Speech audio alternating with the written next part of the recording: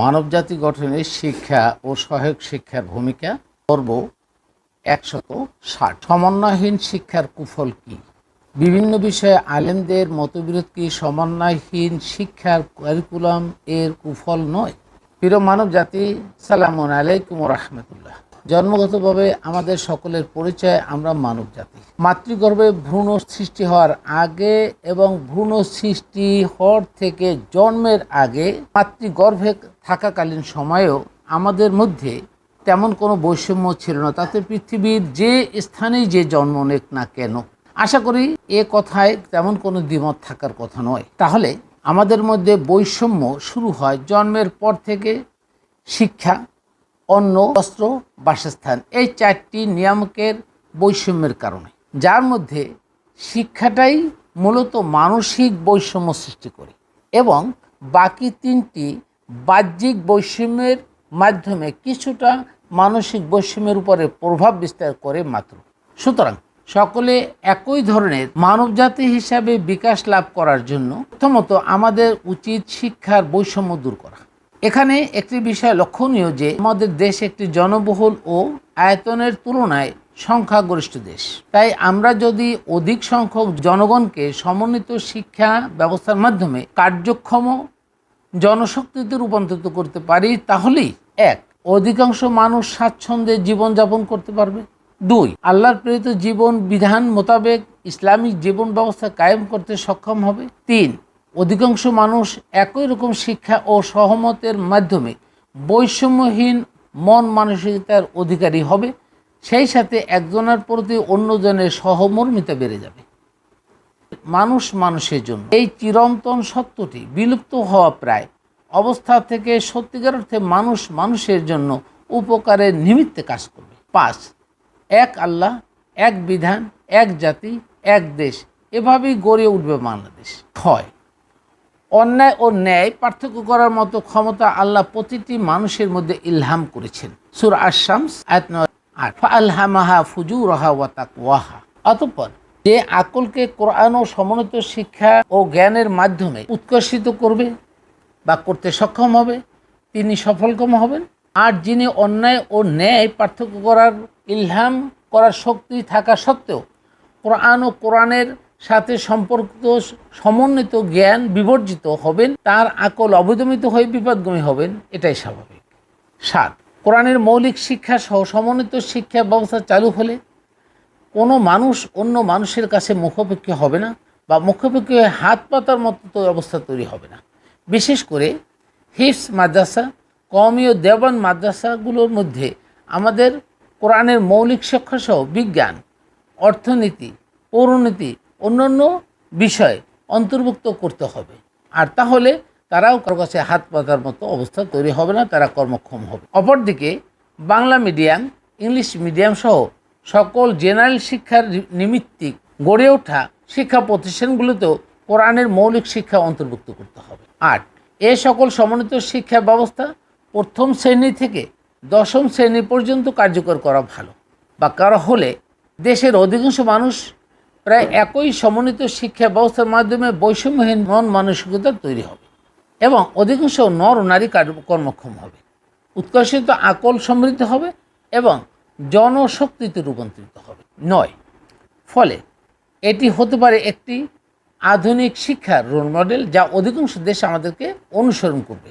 10, সমন্বিত শিক্ষা ব্যবস্থার মর্মবাণী হচ্ছে মানুষ একমাত্র সত্যের মাপকাঠি আল্লাহকে এবং আল্লাহর বাণীকে অনুসরণ করবে। নবী, রসুল, শিক্ষার্থী, শিক্ষক, অভিনেতা, অভিনেত্রী, অভিভাবক, অভিভাবিকা যারাই কোরআনের সাথে সম্পৃক্ত হয়ে তাদের জীবন আদর্শ পরিচালনা করবে, শুধুমাত্র তাদেরকেই অনুজরা অনুসরণ করবে, কোনো নির্দিষ্ট ব্যক্তিকে অনুসরণ করবে না।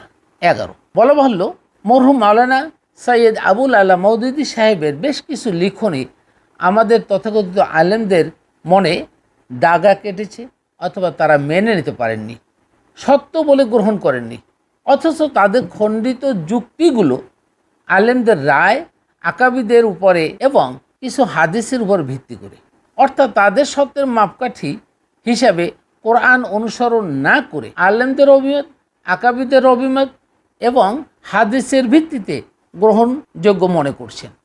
অথচ তারা যদি কোরআনকে সত্যের মাপকাঠি হিসেবে চিহ্নিত করে তারপরে পর্যালোচনা করতেন, তাহলেই আসল সত্য মানুষের কাছে প্রকাশিত হতো এবং মানুষ সত্যটাকে সত্য বলে ধারণ করত, অসত্যকে তারা বর্জন করত। 12, সত্য কখনো দুনিয়া থেকে বিলুপ্ত হতে পারে না। এই নশ্বর জীবনে সব কিছুই নশ্বর হয়ে যায়, কিন্তু অবিনশ্বর থাকে শুধুমাত্র কোরআন এবং আল্লাহ। কিয়ামত পর্যন্ত অবিনশ্বর থাকবে, সেটি হলো কোরআন। সুতরাং সত্যের মাপকাঠি কোনো মানুষ হতে পারে না, সবকার মাপকাঠি হবে একমাত্র কোরআন, যা নিয়ে কারো কোনো দ্বিধা দ্বন্দ্বে নিপতিত হওয়ার সুযোগ নেই।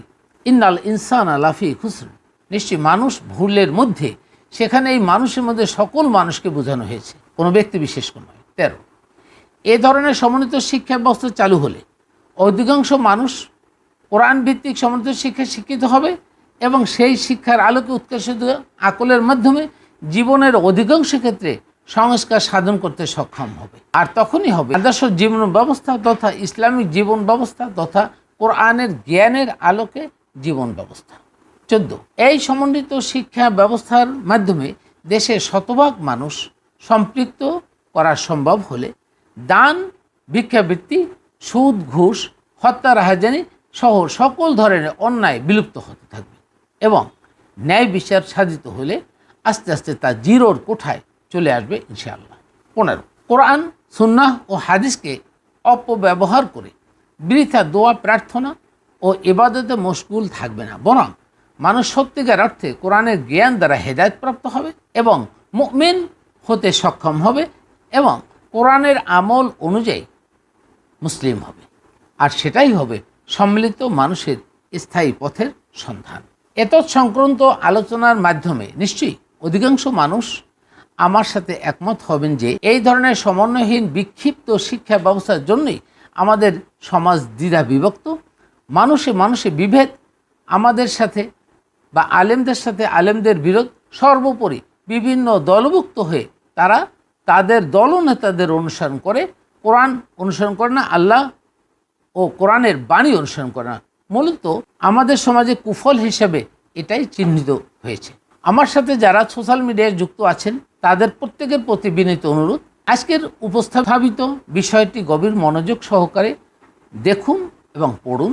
আপনাদের আরও কোনো ভালো পরামর্শ বা সাজেশন জাতির কল্যাণের জন্য সংযুক্ত করতে দ্বিধাবোধ করবেন না। সেই সাথে প্রত্যেকেই প্রত্যেকের প্রোফাইল থেকে শেয়ার করুন, যেন একটি মানুষও এই মৌলিক আদর্শের বাণী বুঝতে বা শুনতে বাকি না থাকে। বর্তমান অন্তর্বর্তীকালীন সরকারের প্রতি বিনীত নিবেদন, বিষয়টি গভীরভাবে পর্যবেক্ষণ করুন এবং সঠিকভাবে শিক্ষা কারিকুলাম সংস্কার করার কাজে হাত দিন। এ ব্যাপারে যত রকমের সহায়তা দরকার, কোরআন জানা ও সমন্বিত শিক্ষায় শিক্ষিত একটি বিশাল জনগোষ্ঠী মানব কল্যাণে নিয়োজিত হতে প্রস্তুত। আমরা সকলেই আপনাদের সহযোগী হয়ে কাজ করতে চাই, কোনো প্রতিদানের উদ্দেশ্যে নয়, নিজ উদ্যোগে মানব কল্যাণের জন্য। Ahmed Zafar, research on Islam.